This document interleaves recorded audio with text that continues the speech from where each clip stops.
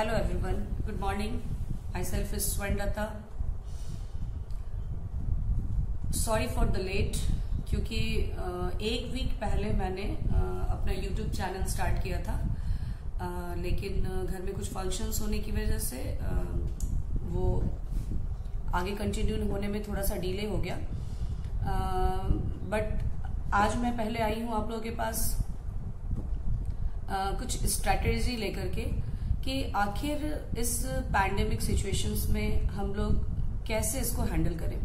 क्योंकि last year जो lockdown हुआ था और लास्ट ईयर की जो कंडीशंस थी, लास्ट ईयर की जो सिचुएशन थी, उसको हम लोगों ने बहुत एंजॉय करके और चूंकि हमारा वो फर्स्ट एक्सपीरियंस था, हम लोग बहुत आराम से लिए और उस लॉकडाउन को काफी एंजॉय किया हम लोगों ने घर पे।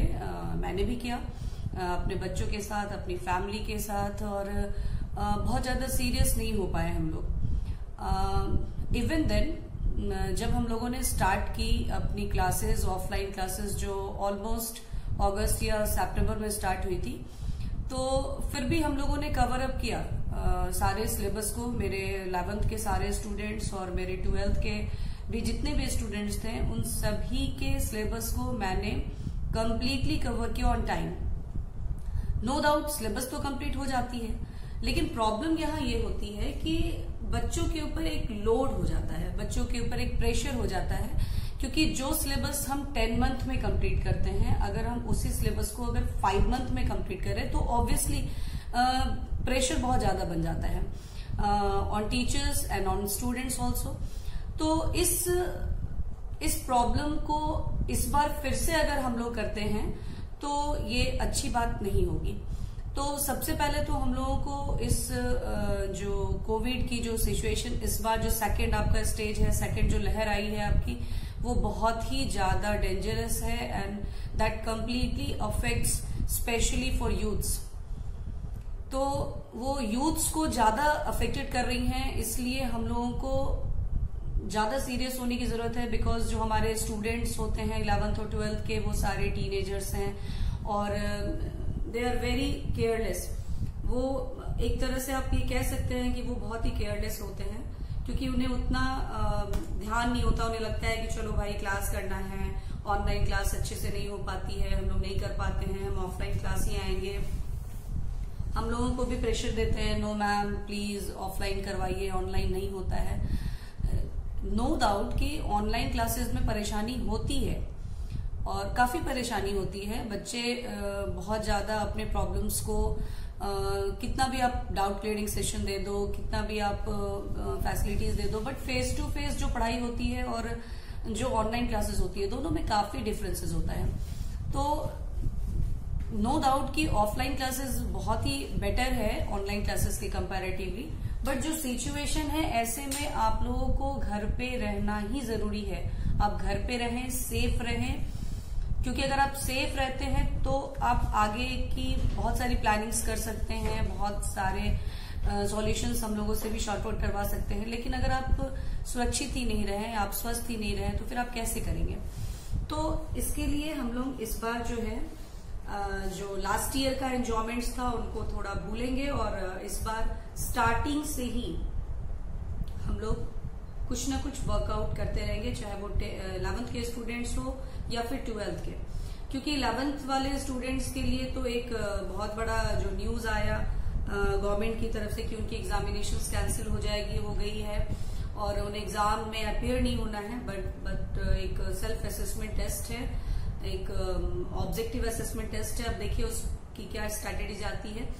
तो फिर उन्हें ये पता है कि वो प्रमोट तो हो चुके हैं, तो क्यों ना हम अभी से ही प्लानिंग करें कि नेक्स्ट अब हम 11th की पढ़ाई कैसे करेंगे।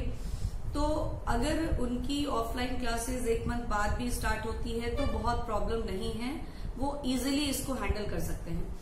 और जहां तक 12th के स्टूडेंट्स की बात है, तो उन्हें भी बहुत टेंशन लेने की जरूरत नहीं है। अगर आपका 1 मंथ क्लास ऑफ भी रहता है तो भी आपको बहुत प्रॉब्लम नहीं होने वाली है।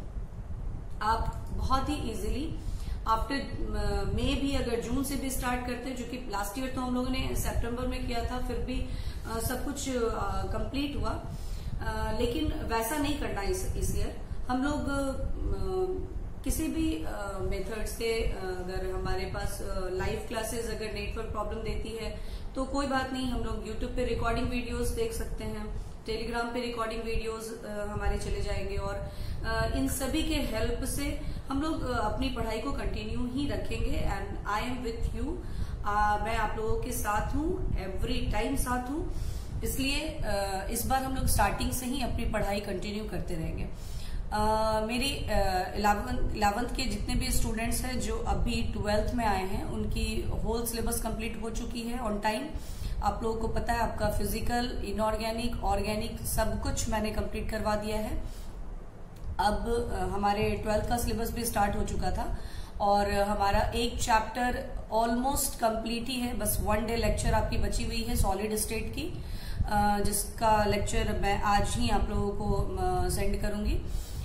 और फिर हमारा चैप्टर 2 स्टार्ट होगा जिसका सीरीज यूट्यूब पे भी जाएगा और जो मेरे स्टूडेंट्स हैं उनके अलावा अदर स्टूडेंट्स भी इसका बेनिफिट उठा सकते हैं। और ये सीरीज तब तक चलेगा जब तक ये पैंडेमिक सिचुएशंस बनी रहेगी, ठीक है। तो हम लोगों को पैनिक होने की जरूरत नहीं है, अभी आप घर पे रहें। ऑलमोस्ट अभी 10 to 15 डेज तो निकलने की बिल्कुल ही जरूरत नहीं है। तब तक हम लोग इसी रिकॉर्डिंग वीडियोस के हेल्प से ही अपने काम को कंटिन्यू करेंगे। और जहां तक 11th के वैसे स्टूडेंट्स की बात है जिन्होंने अभी तक मुझसे कांटेक्ट नहीं किया, सिर्फ टेलीफोनिक कांटेक्ट है, सिर्फ उन्होंने बात की है कि ma'am I just want to join your class, तो प्लीज आप लोगों से रिक्वेस्ट है कि आप लोग ज्यादा टेंशन ना लें। आप लोगों की अगर इस पूरे मंथ भी क्लास स्टार्ट नहीं होती है, जून में भी स्टार्ट होती है, बिकॉज ऑलमोस्ट हर ईयर हमारे जो क्लासेस हैं 11th के जो न्यू बैचेस हैं वो प्रॉपरली जून या जुलाई से ही स्टार्ट हो पाती है।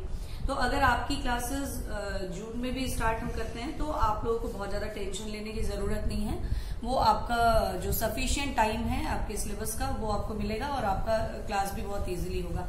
लेकिन हाँ, फिर भी चूंकि आफ्टर 10th, देखिए ये बात मैं आप 12th वाले स्टूडेंट्स के लिए भी कह रही हूँ और जो अभी नए 11th में जा रहे हैं स्टूडेंट्स उनके लिए भी कह रही हूँ कि 10th की जो सिलेबस होती है वो हंसते खेलते और बहुत इजीली हैंडल होती है।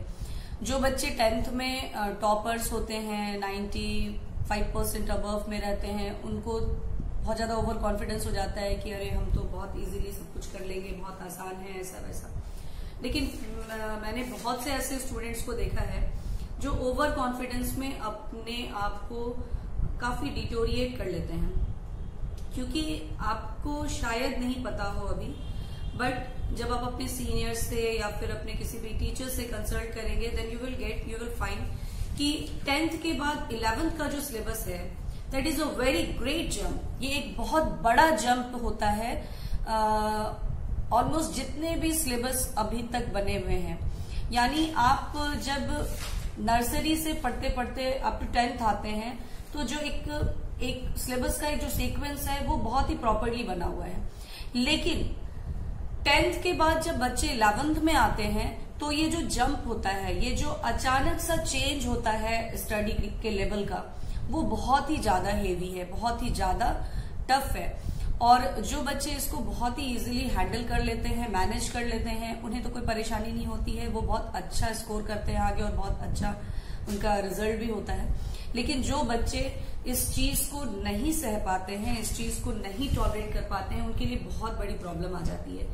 और इसलिए मैं आपको अभी भी कहूंगी जो अभी 10th के स्टूडेंट्स हैं and they are just going to 11th standard, उनको अभी से ही सीरियस होने की जरूरत है। इसलिए आपके लिए भी कुछ बेसिक्स मैं YouTube पे भी डालूंगी और इफ में हमारा टेलीग्राम ग्रुप बन जाता है तो फिर हम उसमें भी आप लोगों को कुछ बेसिक्स आपको देंगे, क्योंकि जब स्टार्टिंग होती है चैप्टर 10th के बाद 11th की और स्पेशली इन केमिस्ट्री, तो इसमें आप देखेंगे कि केमिस्ट्री में बहुत सारे जो बेसिक्स टर्म्स भी जो आते हैं वो काफी बच्चों को परेशान कर देता है। जैसे जो हमारा फर्स्ट चैप्टर है some basic concept of chemistry for class 11, उसमें स्टार्टिंग्स तो बहुत इजीली आती है, what is chemistry, what is matter, their classifications, precision क्या है, एक्यूरेसी क्या है, laws of chemical combinations, Dalton's law of atomic theory, ये सारी चीजें आपके 9-10 की सुनी हुई होती है, आपको बड़ा अच्छा लगता है कि चलो भाई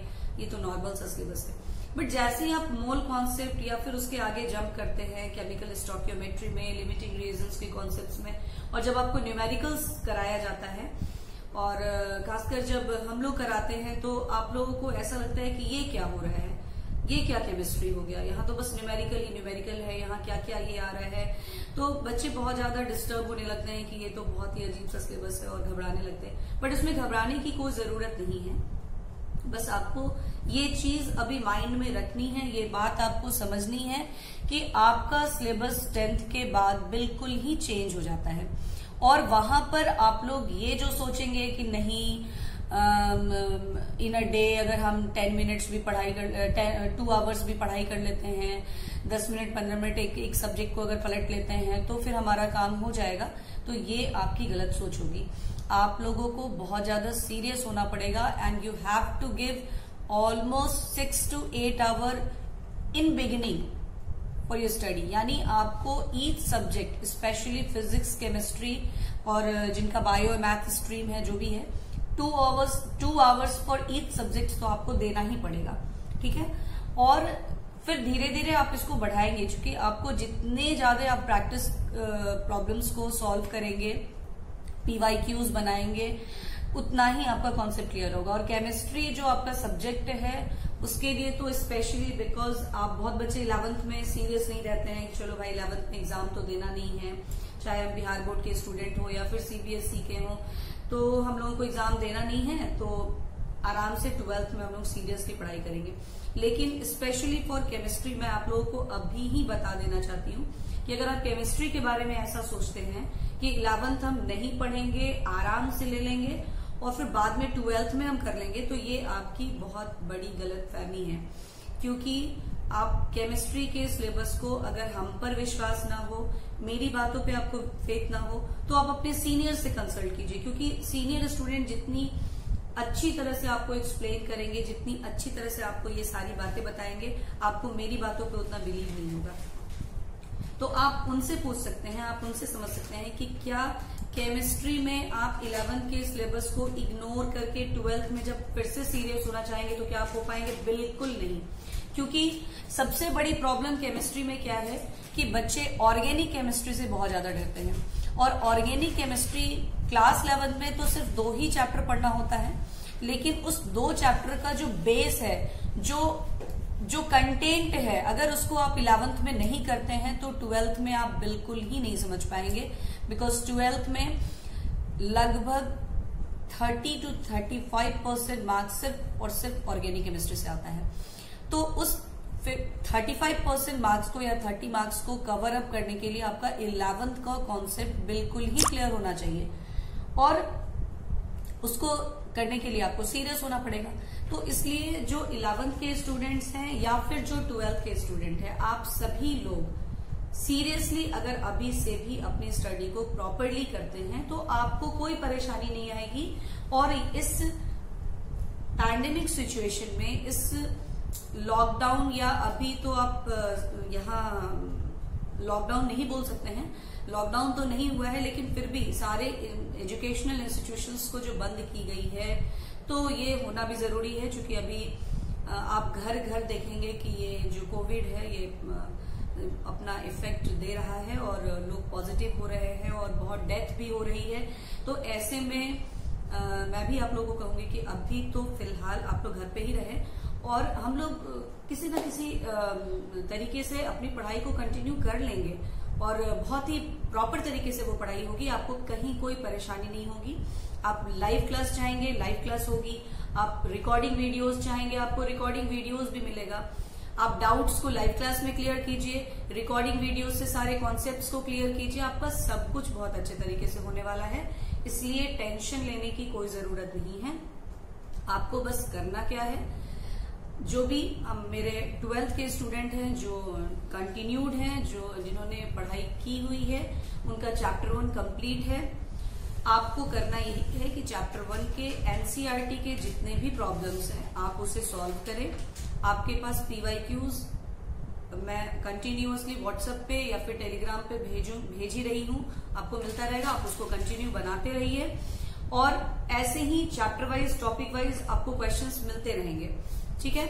आप उसको सॉल्व करते चलिए और कभी भी पढ़ाई जो कीजिए उसमें आप नोट्स को पढ़ने के बाद आप अगर आपने किसी साइड बुक को लिया है तो साइड बुक्स को पढ़ने के बाद क्वेश्चन सॉल्व जरूर करिए। जो मैं भेज रही हूँ वो भी कुछ आप खुद से बनाएं, वो भी इस तरह से आप लोग अगर कंटिन्यू इस चीज को करते रहेंगे तो आई एम श्योर कि आप लोगों को कहीं कोई परेशानी नहीं होगी। और आपको माइंड में ये सेट रखना है कि किसी भी तरीके से ये नहीं सोचना है कि इस ईयर 12th वालों का एग्जाम मई से भी एक्सटेंड होकर के और आगे जा रहा है तो हम लोग भी नेक्स्ट ईयर कहीं मई में देंगे या करेंगे। या जो स्टूडेंट बिहार बोर्ड से हैं उन्हें भी बहुत ज्यादा परेशान होने की जरूरत नहीं है कि हम लोग का एग्जाम तो फैब में ही हो जाएगा, कैसे करें। तो हम लोग तो कंटिन्यू ही हैं, हमारा तो जो भी क्लासेस है वो तो कंटिन्यू चल रहा है। हम लोग कहीं भी बैक नहीं है, हमारा सिलेबस बैक नहीं है, हम लोग बिल्कुल अप टू डेट चल रहे हैं और ऐसे ही अप टू डेट चलेंगे। इसलिए आप लोग को परेशान होने की कहीं कोई जरूरत नहीं है। जो बिहार बोर्ड के स्टूडेंट हैं वो भी टेंशन फ्री रहिए, आपका सिलेबस भी टाइमली कंप्लीट होगा। और जो सीबीएसई बोर्ड के स्टूडेंट्स हैं वो भी टेंशन मत लीजिए, उनकी सिलेबस भी उनके साथ ही कंप्लीट होगी और प्लस आपके सारे पीवाईक्यूज भी होंगे, आपके टेस्ट भी होंगे और आप बिल्कुल अप टू डेट अपने सिलेबस को कवर अप करेंगे। और जो 11th के जो अपकमिंग स्टूडेंट्स हैं, जो न्यू स्टूडेंट्स हैं, जिन्होंने अभी कॉन्टैक्ट टेलीफोनिक ही किया है, वो भी टेंशन न लें। आपका भी सिलेबस बिल्कुल टाइमली ऑफलाइन क्लास जैसे ही गवर्नमेंट का या फिर सिचुएशंस हमारे सीटी की सही होती है, आपका भी क्लासेस स्टार्ट हो जाएगा। और तब तक आप भी वीडियोस के थ्रू कुछ बेसिक्स को क्लियर कीजिए। बहुत सारे बेसिक्स जो हैं, बेसिक कॉन्सेप्ट ऑफ केमिस्ट्री की, वो सारी चीजें मैं आप लोगों को दूंगी। आप लोग उसका बेनिफिट उठाइए। और कल से आपका YouTube का सीरीज भी स्टार्ट हो जाएगा, चलता रहेगा। आप उससे जो भी बेनिफिट उठा सकते हैं उसको उठाते रहेंगे। इसलिए अभी जो सिचुएशन है हमारे देश की, पूरे विश्व की, उसको ध्यान में रखते हुए अभी आप लोग अपने घर पर ही रहें, घर पर से ही स्टडी करें। हम लोगों का पूरा सपोर्ट आपके साथ है, ठीक है। आपको सारे syllabus topic wise, chapter wise आपको बिल्कुल ही मिलता रहेगा, बिल्कुल सही तरीके से मिलता रहेगा जैसे ऑफलाइन क्लासेस में होता है। बस आप ड्यूटी यही है कि आप सामने रहते हैं तो थोड़ी डांट पड़ती, आप आराम से इसको करते हैं, हम लोग भी चेक कर पाते कि आप लोग सही में सीरियसली कर रहे हैं या नहीं कर रहे हैं। तो वहां यहाँ तो इस कंडीशन में तो आपको अपना जजमेंट खुद करना है, आपको अपने लिए खुद से ईमानदार बनना है और फिर उसको फॉलो करते हुए सारे जो भी गाइडलाइंस दिए गए हैं उनको फॉलो करते हुए, घर पर रहते हुए, अपने आप को खुद से जज करते हुए अपने सिलेबस को कवर अप करना है। और अपने आप, चूंकि अगर आप एम्बिशियस हैं, आपका एम्बिशन है कि हमको कुछ करना है तो आपको करना है, वो आप खुद करेंगे। ऐसे भी बहुत बच्चे बोलते हैं मैम कुछ मोटिवेट कीजिए, समझ में नहीं आता है, पढ़ते हैं भूल जाते हैं, फिर याद करते हैं, फिर भूल जाते हैं, क्या करें। तो देखिए, ये मेरे या किसी भी और के कहने समझाने से कुछ नहीं होने वाला है। जब तक आपका खुद का चैलेंज नहीं होगा खुद के लिए, जब तक आप अपने आप के साथ सीरियस नहीं होंगे, अपने आप को चैलेंज नहीं करेंगे कि नहीं मुझे करना है तो करना है, at any cost I have to do, जब तक आप इस चीज को नहीं समझेंगे कोई आपको मोटिवेट नहीं कर सकता। इसलिए आपका मोटिवेशन खुद आपके अंदर है, आपको खुद से सीरियस होना है, खुद से समझना है कि हम लोग कैसे प्लान अप करें, कैसे प्लान करें कि मेरा जो अभी समय बचा हुआ है, क्योंकि अभी आपके पास बहुत समय है, आपके पास पूरा का पूरा समय ही बचा हुआ है ना। आप अगर अभी से भी अपने रूटीन्स को फॉलो करते हैं, अपना एक रूटीन बनाते हैं for each and every subject, तो आप इजिली कर लेंगे, ठीक है। तो आपको कुछ भी टेंशन लेने की जरूरत नहीं है। आप सबसे पहला तो ये करें कि ऑल सब्जेक्ट्स पे फोकस करें। ऐसा नहीं कि केमिस्ट्री है तो बस केमिस्ट्री ही पढ़ रहे हैं, फिजिक्स है तो सिर्फ फिजिक्स ही पढ़ रहे हैं, केमिस्ट्री अच्छा नहीं लग रहा तो उसको नहीं पढ़ना है, फिजिक्स अच्छा लग रहा है तो वो करेंगे, फिजिक्स टफ लग रहा है तो वो नहीं पढ़ते हैं केमिस्ट्री। ऐसा नहीं होना है आपको। Physics, chemistry, maths, bio, even अगर आपके इंग्लिश या फिर फाइन आर्ट्स या फिजिकल एजुकेशन से, उनको भी वीक में एक बार 2 बार जरूर देखना है। दूसरी बात, आप जो भी चीज पढ़ रहे हैं मेरे नोट्स के थ्रू या कुछ भी, उसके बाद अपना एक सेल्फ नोट बनाना है। उसमें आपके बहुत ही इंपॉर्टेंट पॉइंट्स होंगे जो आप नहीं कर पा रहे हैं, बार बार भूल जाते हैं, उनको शॉर्ट आउट करके रखें, ताकि जब आप रिवीजन करें तो आप उसको देख लें कि ये मुझसे नहीं हो पाता है, इससे मुझे करना है। और वीक में एक दिन तो आप पूरे वीकेंड पे आप पूरे वीक का जो पढ़ाई किए हैं या जो कुछ भी स्टडी किए हैं उसका रिवीजन तो जरूर ही करें। उसके बाद जितने भी टॉपिक्स को आप पढ़ते हैं, टॉपिक वाइज आप प्रॉब्लम्स को सॉल्व जरूर कीजिए, क्योंकि वो सबसे ज्यादा इंपॉर्टेंट है।